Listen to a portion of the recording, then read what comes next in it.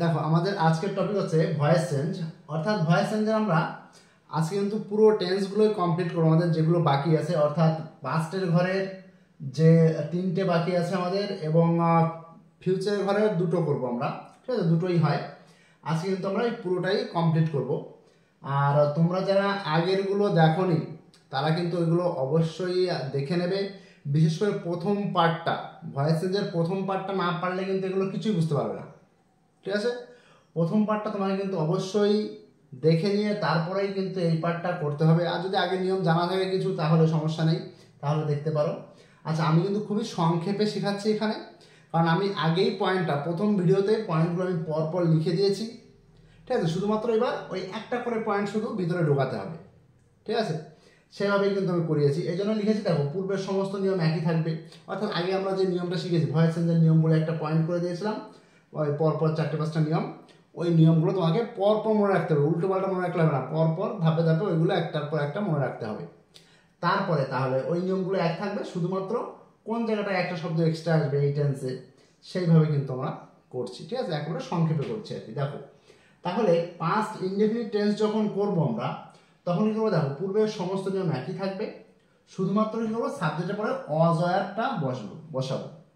দেখো, এখানে কিন্তু কোনো বাক্যের মধ্যে অজয়ার কিন্তু কিছু নেই, তাহলে কখন আমি অজয়ারটা কোথায় বসাবো, এই জন্য আর কি জাস্ট এখানে এটা লিখে দিলাম, এই পয়েন্টটা লিখে দিলাম। এবার দেখো, পাস্ট ইনডেফিনিট টেন্স করতে গেলে আমরা কি করবো? প্রথমে আমরা যে নিয়ম শিখেছিলাম, আমাদের নিয়মের প্রথমটা আমার তো জানা আছে, এই জন্য আমার সুবিধা। তোমরা যদি ওইগুলো জেনে নাও তাহলে তোমরাও ধরতে পারবে কথাগুলো, আমি যেগুলো বোঝাচ্ছি ওইগুলো তোমাদের ধরতে তেমন সুবিধা হবে।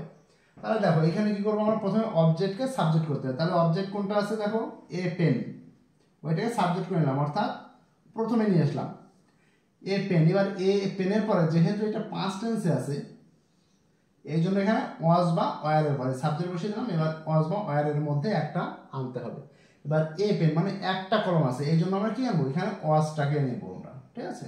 তাহলে এ পেন ওয়াজ, যদি অনেকগুলো থাকতো একের বেশি হলেই আমরা কিন্তু ওয়ার এখানে বসিয়ে দিতাম।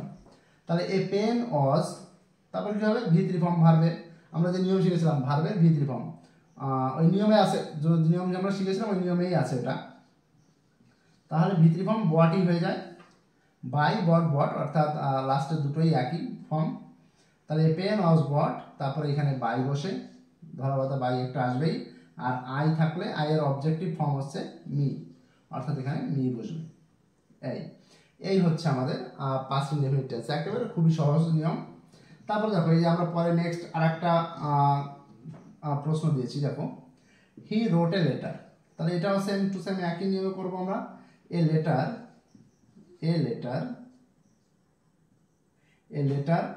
দেখো, একটা লেটার, এই জন্য অজের মধ্যে আমাদের অজই আসবে। এ লেটার অজ, হ্যাঁ, রিটেন, ভি3 ফর্ম রিটেন।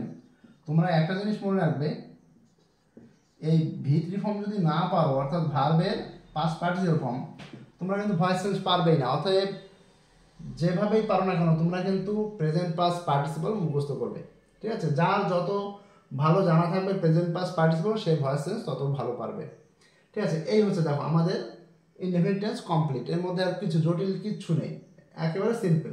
দেখো, তারপরে আমরা কি করবো? তখন এবার আমরা শিখবো কন্টিনিউয়াস টেন্স। দেখো, আমি কিন্তু আর পুরোটা মুছছি না, ঠিক আছে? তোমরা যারা পরপর লিখে যাও এইটুকু পুরো লিখে নেবে, তারপর আবার আলাদা নিয়ম করে শুরু করবে। তোমরা এখানে কন্টিনিউয়াস টেন্স দেবে, কন্টিনিউয়াস টেন্স, ও ইউএস, এটা ইউটা ভালো করে দিই, কন্টিনিউয়াস টেন্স।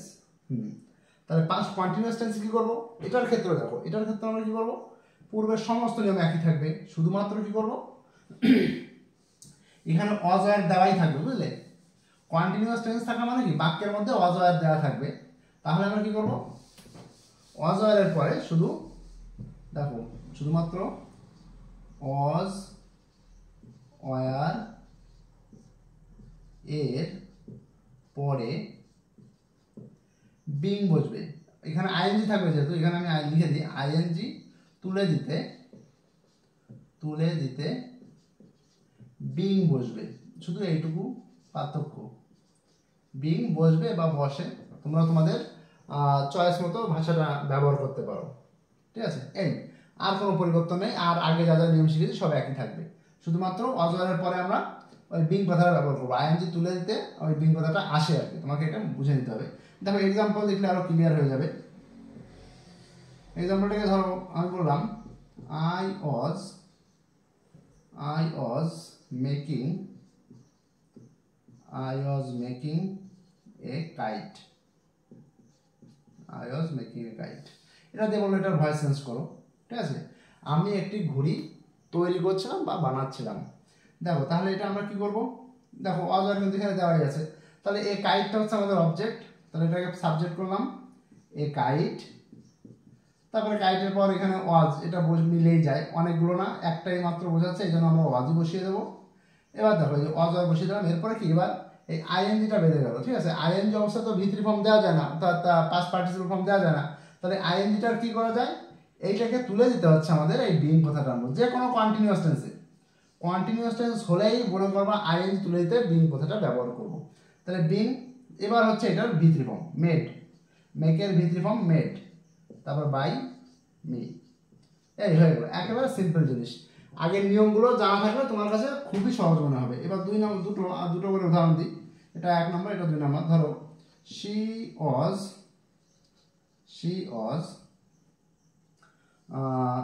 was আমি দিলাম এখানে cooking, she was cooking rice, সে ভাত রান্না করছিল, ঠিক আছে।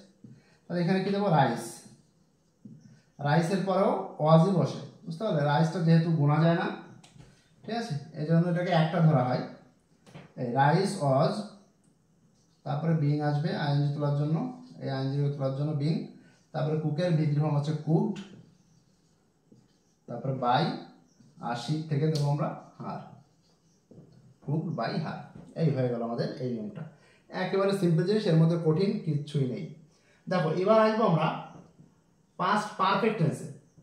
এবার তোমরা সেম এই একইভাবে তোমরা আর কি পরের নিয়মটা হেডিং করবে, এই নিয়মটা পাস্ট ইনডিফিনিটের পর এই নিয়মটা হেডিং করবে, তারপর এবার তোমরা পাস্ট পারফেক্ট হেডিং করবে। আমি এখানে পাস্ট পারফেক্ট টেন্স লিখে দিচ্ছি, পাস্ট পারফেক্ট টেন্স, ঠিক আছে। পাস্ট পারফেক্ট টেন্সে আমরা কি করব, পাস্ট পারফেক্ট টেন্সে কিন্তু এখানে কিন্তু পূর্বের সমস্ত নিয়ম রাখতে হবে, শুধুমাত্র এখানে হ্যাড থাকে, দেখো হ্যাড, এখানে হ্যাড থাকবে, অজয়ার থাকবে না, কারণ পাস্ট পারফেক্ট টেন্সে হ্যাডই থাকে।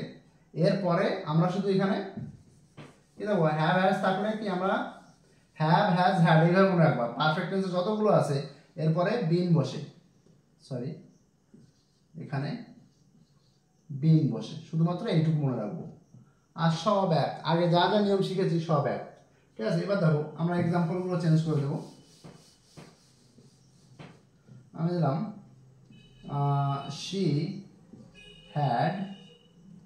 she had bought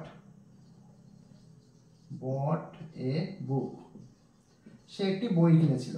এটা থেকে যদি বলে ভয়েস করো, ঠিক আছে, এক বলতে পারে ভয়েস চেঞ্জ করো অথবা প্যাসিভ করো, এইভাবে বলবে তোমাকে। তাহলে আমি কি করব, এটাও সেম একই নিয়ম, সে আগে যা যা করেছি, এ বুক, এখানে কোনো অপশনই নেই। আগেরগুলো যেমন আমরা ওয়াজের মধ্যে একটা বসিয়েছি, হ্যাভ হ্যাজের মধ্যে একটা বসিয়েছি, এখানে কিন্তু হ্যাড পারফেক্ট টেন্সে অন্য কোনো অপশন নেই, অর্থাৎ যাই থাকবে মানে হ্যাডই বলবে, আর তারপরে আমাদের বিন বসাতে হবে, হ্যাড বিন। তারপর সেই ভি3 ফর্ম আমরা যা নিয়ম শিখেছি, আমি কি বলেছি, তোমরা কিন্তু আগে ওই নিয়মটা কিন্তু দেখে নেবে, তা না হলে কিন্তু কিচ্ছু বুঝতে পারবে না যে কোথা থেকে কি হয়ে যাচ্ছে। প্রথম যে ভিডিওটা দিয়েছি ওইটা কিন্তু ভালো করে দেখে নেবে, পার্ট 1, ঠিক আছে, তবেই কিন্তু এগুলো খুব সহজ মনে হবে।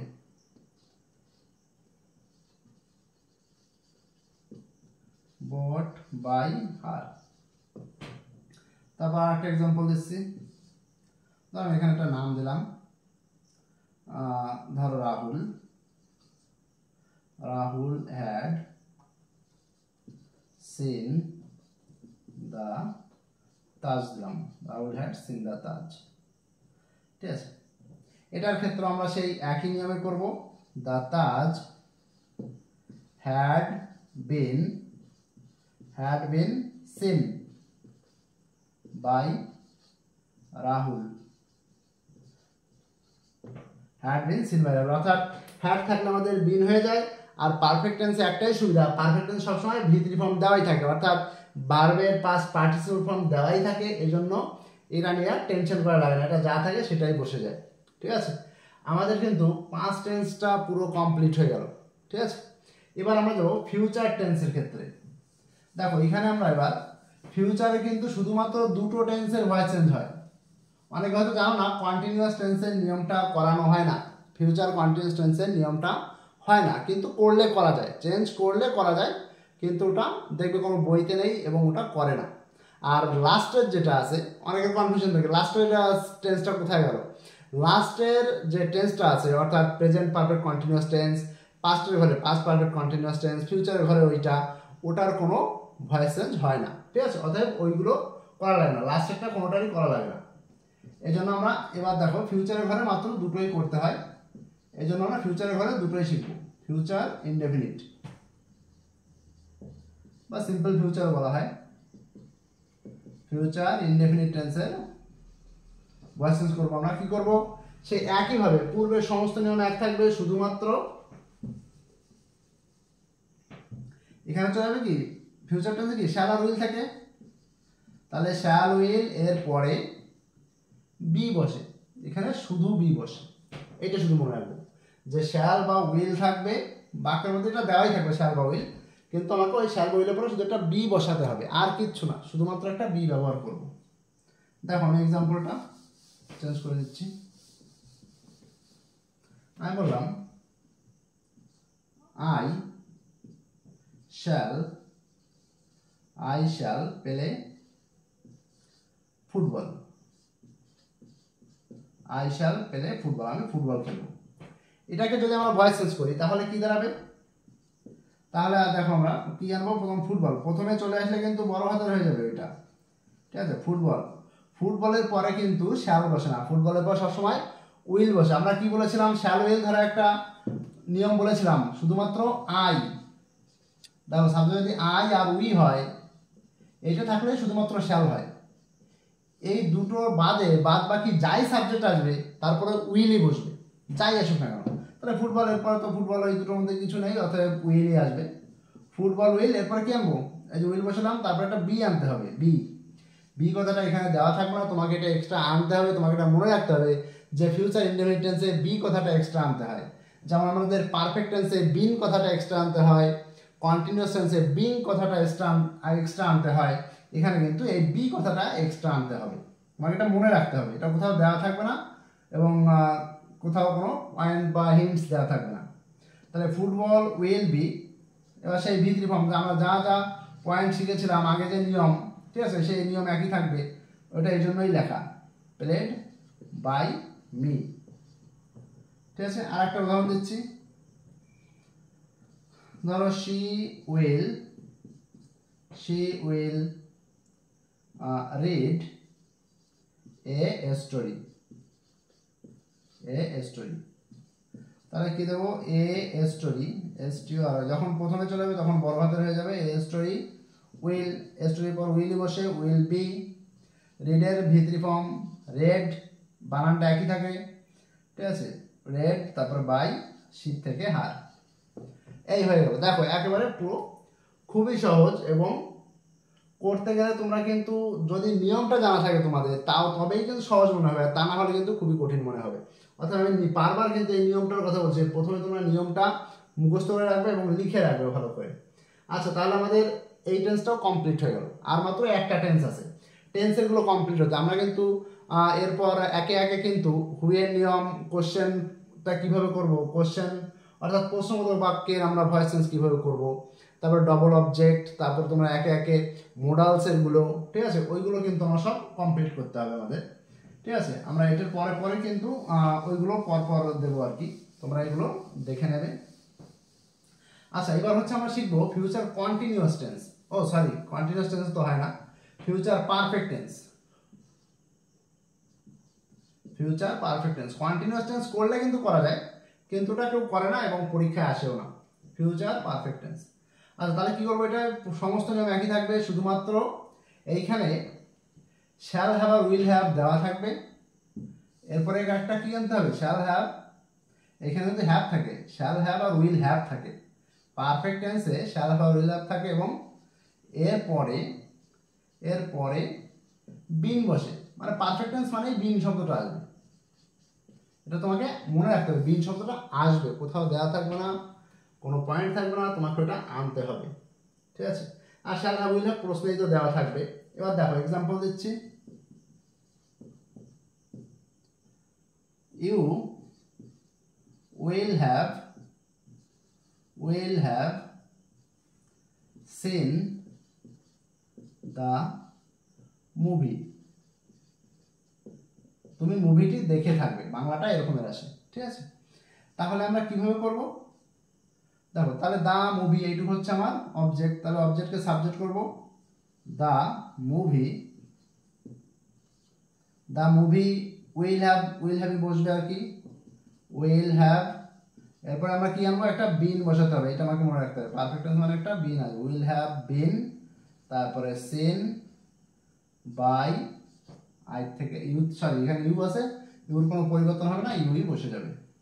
এই তারপর এটা এক নাম্বার, আমাদের আর একটা দুটো করে দিচ্ছে যেহেতু, আর একটু দিচ্ছি, ইউ উইল হ্যাভ, এই ক্ষেত্রে এটাই শুধু বেশি আসে, ঠিক আছে। You will have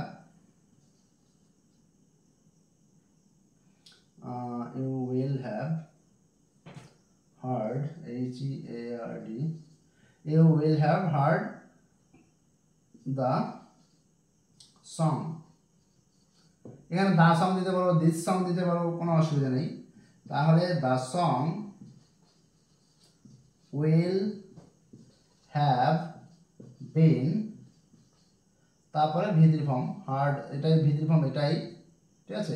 perfect tense মানে ভিতরি ফর্ম দেওয়াই আছে, এগুলোই ভিতরি ফর্ম, হার্ড বাই, ইউ থাকলে ইউই বসে যাবে।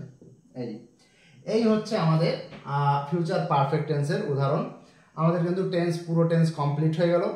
এবার কিন্তু টেন্স বাদে যে এক্সট্রা নিয়মগুলো আছে, আমরা সেই এক্সট্রা নিয়মগুলোর উপর কিন্তু আমাদের পরের ভিডিওগুলো হবে। অতএব তোমরা ভিডিওগুলো পেতে গেলে অবশ্যই চ্যানেলটি সাবস্ক্রাইব করবে। আর হচ্ছে তোমাদের যদি কোনো প্রশ্ন থাকে বা যদি কোনো ডাউট থাকে কোথাও, তাহলে সেগুলো আমাকে কমেন্ট করে জানাবে, তাহলে আমি সেগুলোর উপর পরবর্তীতে ভিডিও দেবো, ঠিক আছে।